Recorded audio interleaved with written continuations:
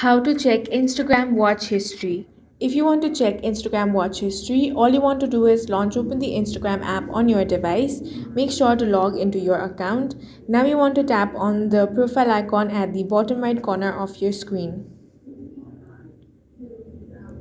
Once you get here, tap on the three lines at the top right corner. This will take you to settings and activity. Now find the option of your activity. You will find this under how you use Instagram.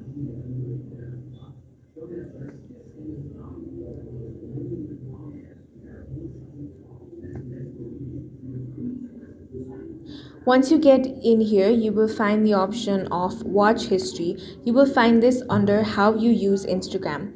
Select that.